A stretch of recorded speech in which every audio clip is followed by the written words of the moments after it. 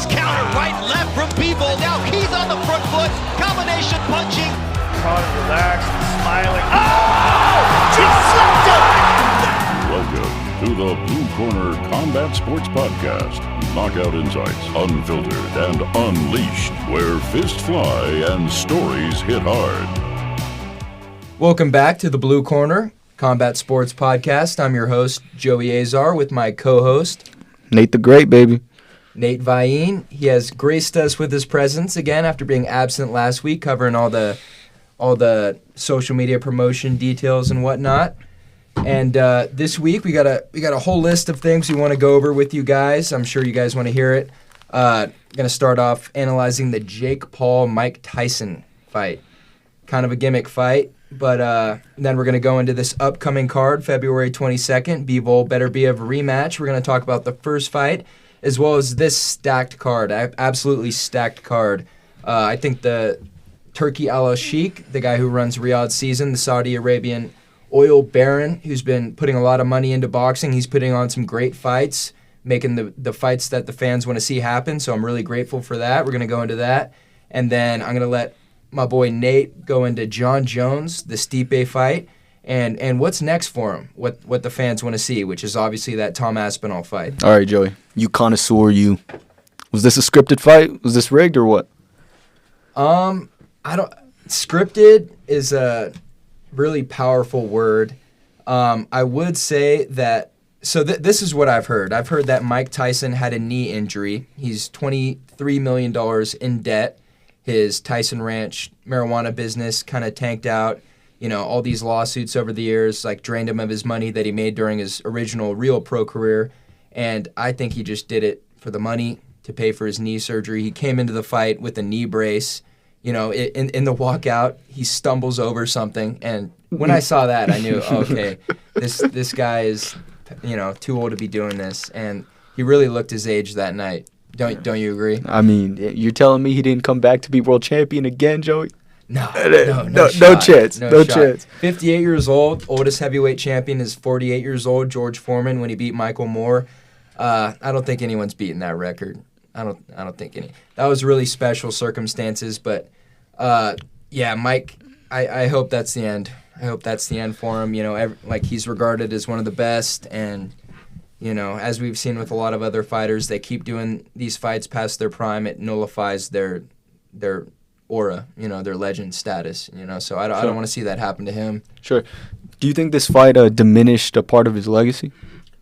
I would like to say no. Like, sadly, it is on his pro boxing record. It is on his box rec, 50-7 now instead of 50-6 with a loss to YouTuber Jake Paul. That's kind of hard for me to look at. Yeah. But no, everyone, you know, just the fact that he had the balls to get in at 58 years old with knee issues, you know, health issues. He had, you know, even him having to pull out of their first scheduled bout, Jake Paul, Mike Tyson. That's when Paul fought Michael Perry, the bare knuckle boxer, former UFC fighter. Yeah. That was an interesting fight. But yeah, he pulled out because the ulcer, and you know, he's having health issues. Just the fact that he got in, you know, all the respect to him, and he needed the money, and he did what he had to do. He did what he knows, which is boxing, you know. But a lot of people, like my dad, older fight fans, they tell me like, yeah, that first round, you know, Mike Tyson came out hot. It looked like he was pulling his punches, and I want to say that I don't think he was pulling his punches. I think his legs weren't under him, obviously, like as we saw from round like 2 on through 8. You know, a lot of times when you're rusty, you see a shot and you just don't have the reflexes and timing to get that punch off. And I think that's what was happening with him, you know. Either he didn't spar enough or his just body's kind of failing on him. I don't think he was pulling his punches. I just think his timing was off and didn't have, you know, the skills and power and whatnot that he used to have. Because he's 58 years old, almost 60 years old, you know. I was seeing on Twitter, on Instagram, I want to ask you about the validity of these statements. I've seen things where there is an incentive for the fight to go longer, to 8 rounds. Do you think there's any validity to that? Oh, yeah, like that if Mike, he wouldn't get his full payout if it didn't go the distance. Right.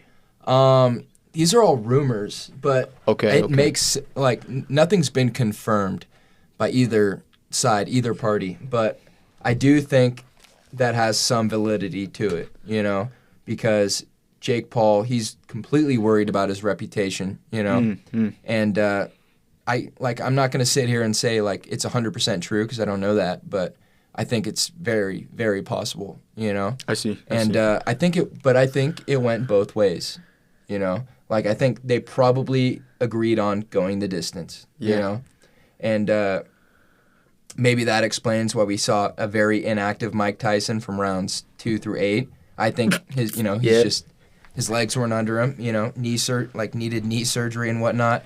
But yeah, I think they agreed on even like I saw Jake Paul like land a good combo and then Mike's backing up off balance and he sticks to jabs, like he doubles, triples up on his jab when he could have been throwing power shots, probably, knocked him down or knocked him out even worse. But I think it was both agreed upon, sort of like an exhibition. I don't think that was nothing real.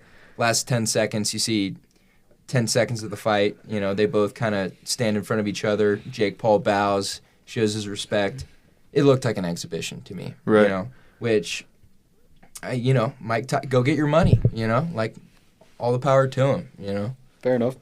Speaking of money, who's he fighting next? The Paul fight is the money fight now. Oh, yeah. Everyone's calling him out. Beterbiev even called him out. Mm-hmm. I would love to see that. Easy money he makes. Yeah. Well, easy money, and Beterbiev just would destroy him. Absolutely.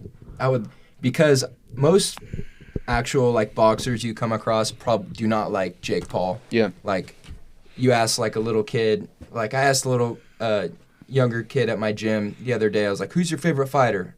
And he said Jake Paul, and I'm like, oh my goodness, like that was just hard to hear. And so most boxers don't like him, but all the big names want to fight him to get that paycheck, And so his next fight, I heard rumors that it was going to be Julio Cesar Chavez Jr. He was middleweight champ from I think it was around 2011, 2012. He's skilled fighter mostly because he spent his whole life training with his dad, who's one of the greatest of all time, Julio Cesar Chavez. But Junior, he's had his own issues. He loves that Colombian powder, and really always had a drinking problem. And so, if he shows up ready, prepared, that's easy work for Chavez. And I watched an exhibition that he was in a few months ago, or maybe a year ago, and he looked good. And if that version of him shows up, I think Paul's in for another boxing lesson like we saw with Tommy Fury. And that brings me back to, I think that's also on the cards, is a rematch with Tommy Fury, because he wants to avenge that loss. All good fighters want to beat the man that beat them. And not saying Jake Paul's a good fighter, but he's not bad, Like, he's been training a few years less than me, but he's training with the best coaches, doing the best strength and conditioning programs. He's got everything dialed in with all that money he's got. He's putting it all into learning how to fight and be well conditioned. And, all the props to him. He's working. So whether he's a YouTuber or this or that, he's putting in the work. But I think that would be a fun fight. Chavez Jr. versus Paul. And really just depends on which version of Chavez shows up. And he's been retired for some time now, no? Yeah, he's been retired. Does like exhibitions from time to time, probably just to make a few bucks. But for the cocoa. Yeah, to pay for his hobbies, I guess. Yeah. But so that'll be interesting. But we should go back to the real fighters of that card. What about that Katie Taylor versus Amanda Serrano fight? Everyone was talking about that fight. No, everyone almost passed over the Paul Tyson. It was lackluster, kind of slow. But, man, that Taylor-Serrano rematch was insane. What'd you think, Nate? Okay, I hear a lot of different aisles speaking up about this fight. It's definitely been a point of contention. I hear fight of the year. Oh, is this a potential fight of the year? Yeah. I've also heard people say robbery, right? One of the analysts after the fight, he's talking about it can't be both. It can't be both. Me, I don't have a dog in the fight. You know, I just watch the card for the spectacle. Yeah. That's a robbery, You 100% think? of my virgin eyes. How is it that Amanda Serrano's pushing the pace in the fight, Yeah. the whole fight, landed more punches, landed the more powerful punches, rocked Taylor? Yeah. What more does she need to do? Right. Yeah. In what area of the fight does Katie Taylor winning? The only thing is the cut. But the cut wasn't even legitimately from a punch. It was a headbutt. Yeah. It was a headbutt. And yeah, man, that was I agree with you. Like, Serrano was boxing great, you know. I thought she won most of the early rounds, but after that cut turned into a brawl, which is more Taylor's speed, but it was even in the brawl from what I thought. Like, they were both trading shots, and like the last third of the fight was kind of like more even in my opinion, and the first 2/3 went to Serrano. So I think Serrano won, but you know, you never know what the judges are looking for. You know, there's a whole criteria of what judges judge a fight on, and some people lean more towards one thing to another. Like, you see Serrano covered in blood, and some less experienced judge might say, you know, oh, she got beat up. Look how bloody she is. Taylor wins. You know, but also I think, you know, it all comes back to corruption in boxing. Promoters, Yes, like the people who set up these fights, they're trying to push the people that they think are going to be the next big name. But I think they got it all wrong. People want to see the good fights. You know, that's what UFC has got going for them. They got one governing body that forces the best to fight the best. And that's what I like about this Riyadh season thing. The Saudi Arabian dudes with so much money getting into the fight game and just paying each fighter so much that they have no choice but to refuse and fight the guy that everyone wants to see them fight. Right. And so, yeah, I think Serrano won. And Taylor always leading with her head. She's the queen of headbutts. And that pissed me off because I've been headbutted in fights before. I've had guys that are taller than me, and they drop down and stand up right and bump me in the chin. And it's like, there's no way. What reason do they have for being down there and then coming up headbutting me? And that's the same thing I saw in the Taylor Serrano fight, except she would lean forward. She'd throw her combo and then lean forward and land her head right on Serrano's, you know, eyebrow ridge or wherever it was, and that's what opened up the cut. And initiating the clinch, stopping the flow, impeding the fight. Yeah. Continually initiating by Taylor. Yeah. Yes, continually. In what world does she win the fight? How can somebody look at this objectively, especially being a referee, right? Even with blood, it just speaks to to how boxing is. Yeah. You follow the paper. Somebody's getting paid. Somebody's being swayed. That's the sad part about it.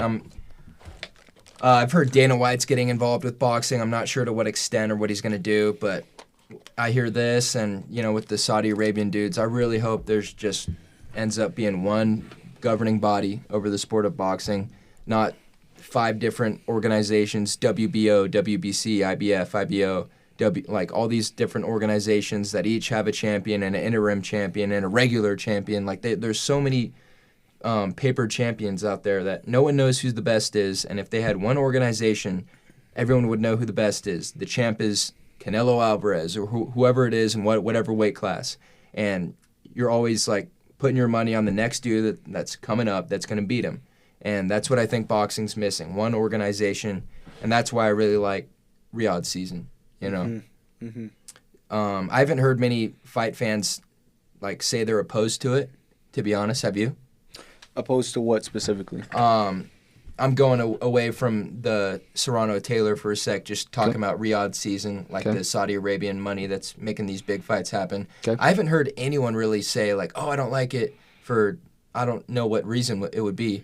But I think everyone likes it because the fights are being made. Wouldn't you agree? I mean, there's definitely a spectacle aspect to it. The Saudis had their hand all over the Sphere, Noche UFC, just a couple months ago.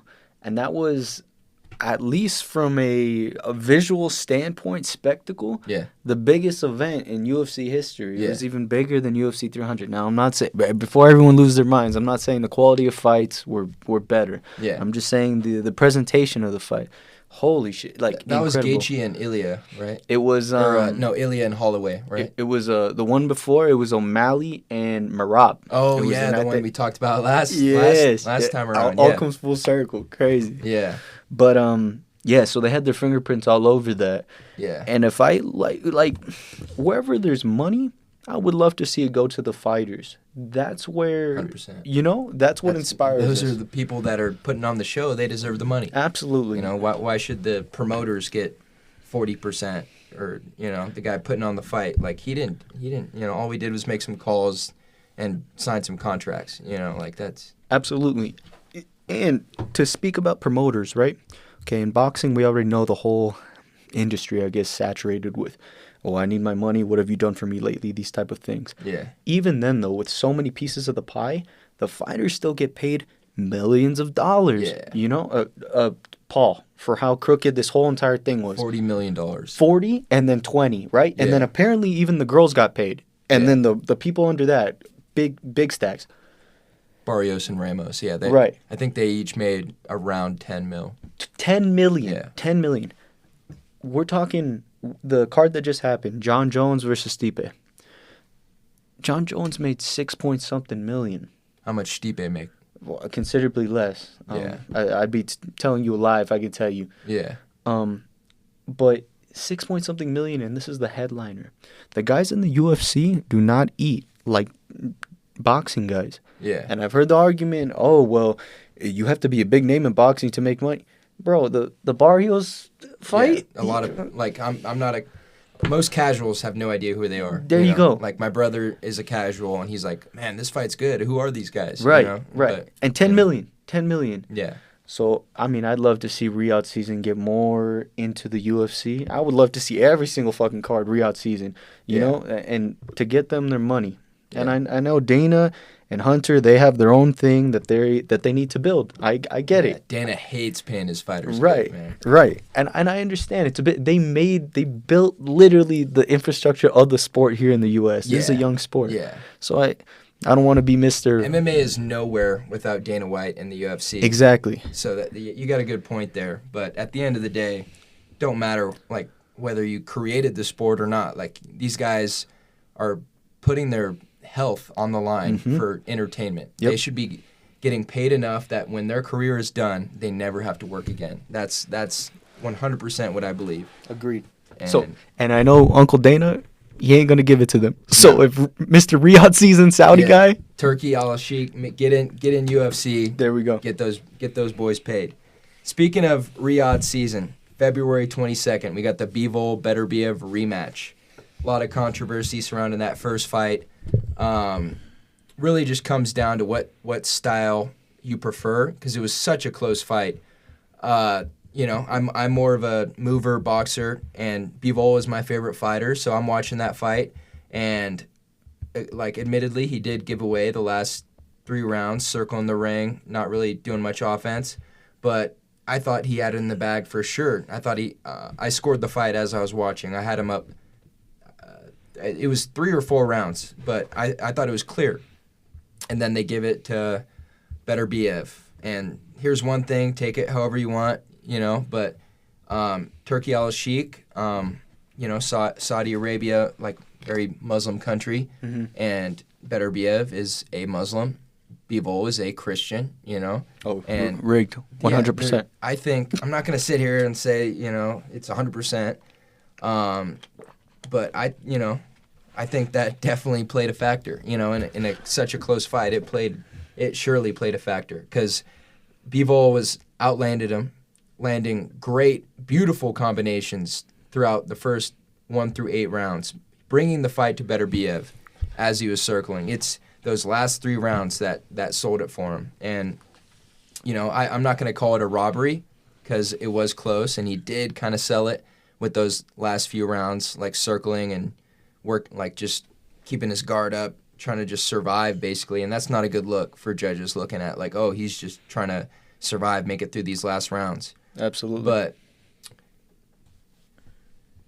But yeah, we saw the same thing years ago. Oscar De La Hoya versus Felix Trinidad. Okay, De La Hoya boxed great, won the first 1 through 8 rounds clearly, obviously.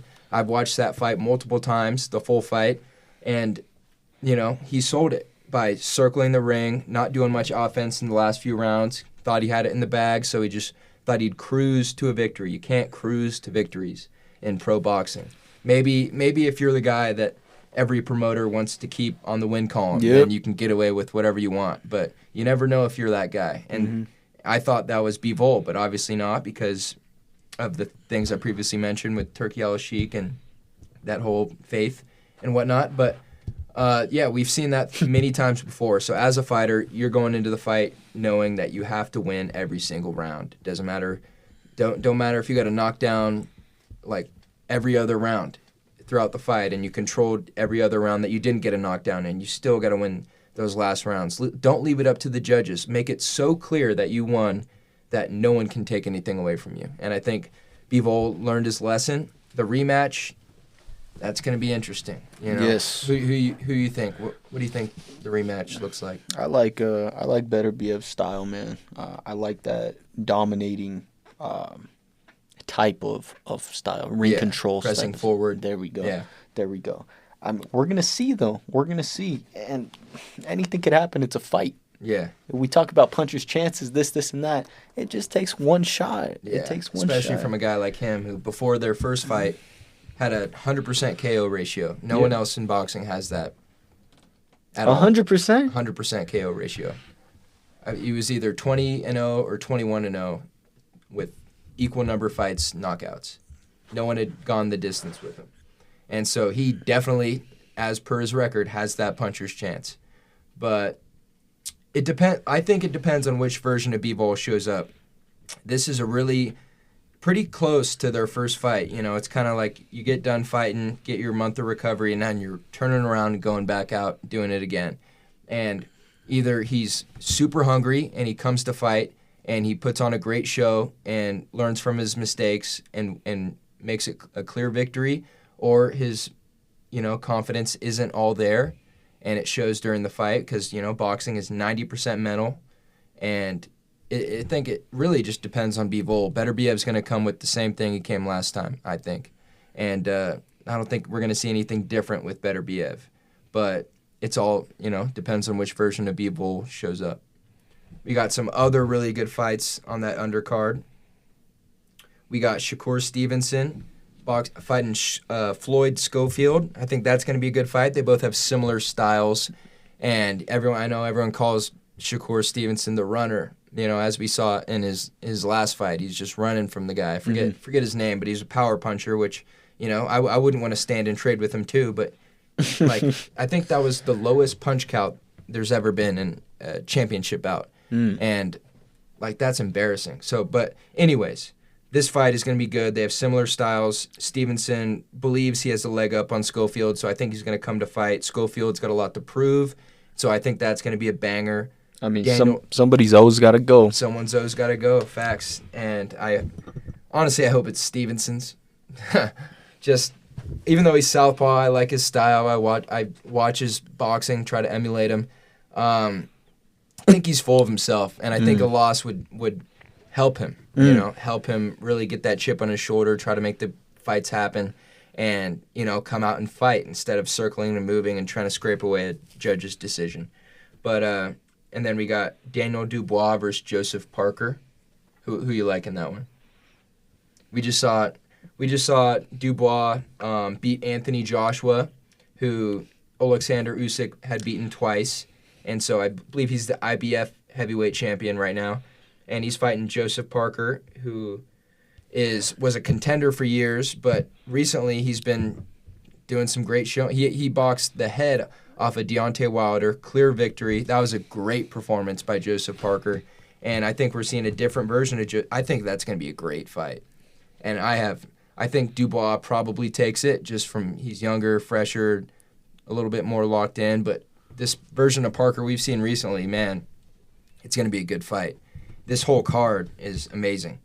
We got Carlos Adamames and another challenger. I've never heard of him, but, not every card is going to be perfect. But Adamames, I think, takes that just because I'm biased, but I've only seen him. Virgil Ortiz Jr. versus Israel Madrimov. That is a great fight. We just saw Madrimov put up a great fight against who many call is one of the pound-for-pound best right now, Terrence Crawford. Put up a great fight. I thought Madrimov could have taken it. He was the defending champion. Tie goes to the champ. And I think they just kind of gave it to Terrence because everyone likes him, kind of like what we were talking about earlier. He's got the world of boxing on his side. And yeah, so I think Israel, I would not have been upset if they gave it to him by any means. But Virgil Ortiz, since moving up in weight class, he had liver problems down at 135. Now he's up at 147. He's even at 154 right now. So I think we're going to see a good version of Virgil Ortiz. I still think Israel Madrimov takes it. Really great boxer, even though he doesn't have that many fights. Yeah. Very long and illustrious amateur record. So I think he takes it. Zalei Big Bang Zong, that's, I love that dude. He's a great fighter. The Chinese Hammer. So that's a good fight. And then we got Callum Smith, who formerly had fought Canelo Alvarez versus Joshua Buatsi. Both Joshua Buatsi's undefeated, coming off some great wins against other undefeated fighters. I think that, this whole card is stacked. And it's for cheap, right? Is that right? I see $25 on here. 25 really? Buckaronis, yeah. Wow. Something about your boy the Sheik. $25.99 USD. He's just trying to put boxing back on the map. That's crazy. I wish it was still something that, like, some whole cards back in the day, back when it was HBO, were on free cable TV. Yeah. And maybe that helped because you can just flip it on and start watching, even if, you don't have to pay for anything. You don't got to commit. So a casual or even less than that can just turn on the fight and get interested. For sure. And so cards with this low of price, that's really good, in my opinion. So I think, like I said before, this guy's doing great things for the sport. I hope he keeps doing it. I hope other people copy him. And no brainer. UFC, take notes. Take notes. I'm all for a $25.99 pay-per-view. 100%. Speaking of UFC, what do you think of that Stipe John Jones fight? John Jones is the greatest pound for pound. This guy's a John Jones glazer. On the real though. Yeah. Okay.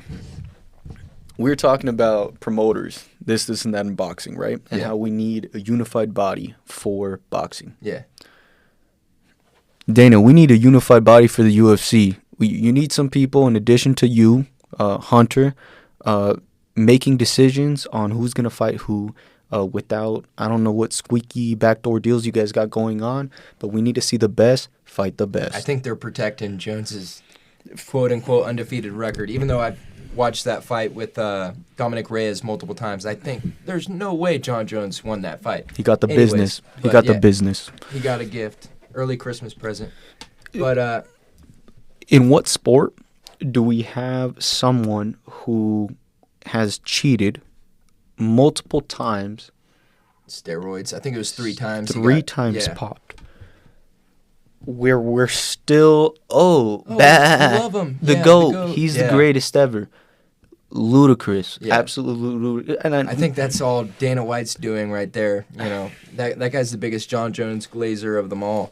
I think he just wants UFC to have a Floyd, like undefeated, never lost, But even with Floyd, some of those wins were questionable, But anyways, I think that's all Dana White's doing. He needs to fight Tom Aspinall next. Interim champion is there to fight the guy who has the real belt next. Absolutely. Every other scenario that's happened, if that fight does not happen, that's bullshit.